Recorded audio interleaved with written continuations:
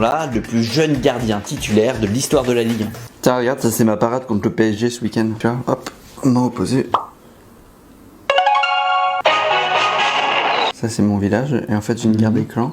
Dans le système de jeu de Dominique Arribagé, sur le plan offensif, on avait deux attaquants axiaux et pas n'importe lesquels, puisque c'est Ben Yedder et Braithwaite qui font des ravages en Ligue 1 depuis 2 ans. 23 buts à eux deux en Ligue 1 sur la saison 2013-2014, 20 buts à eux deux sur la saison précédente, et là ils en sont déjà à 16 buts en 28 matchs. Bref, c'est du lourd, hein, surtout pour une équipe qui joue le maintien. Et les pauvres gars, ils ont du talent, mais ils doivent sauver le TFC avec une équipe de bras cassés. C'est un peu comme Thor et Hulk dans les Avengers. Les gars, ils ont des pouvoirs de bâtards.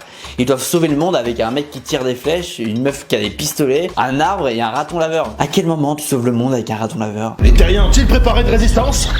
Oh putain, un raton laveur. Oh, je merde.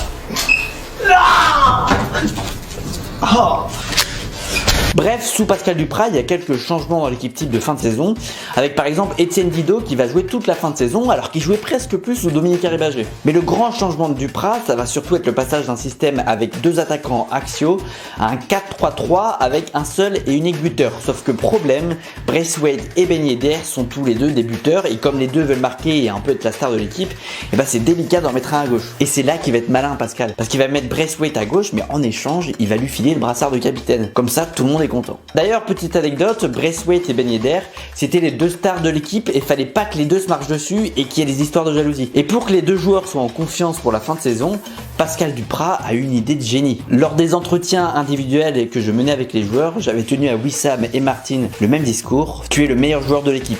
Ils ne se parlaient pas et il n'y avait aucun risque qu'ils s'en aperçoivent. C'est horrible parce que forcément, il s'est inspiré de sa vie perso. Ah oui, c'est sûr que Pascal Duprat, il fait pareil avec ses fils. Ou avec sa femme. Voilà, ça c'est pour l'arrivée de Duprat. Maintenant, cap sur le sprint final. Il reste 10 matchs, 10 finales pour faire mentir les stats et créer l'exploit. Et le premier rendez-vous de Pascal, c'est un déplacement à Marseille. Et comme à Toulouse, on est vraiment sur une chouette année, et que ça serait bête de pas avoir la poisse jusqu'au bout, et à l'entraînement, la veille du match, Pascal Duprat fait un malaise et il est conduit à l'hôpital. Allez les gars, c'est ça. C'est avec eux qu'on joue le maintien là? Ouais. C'est bien. Et les pauvres supporters toulousains, putain, ils attendaient le saut.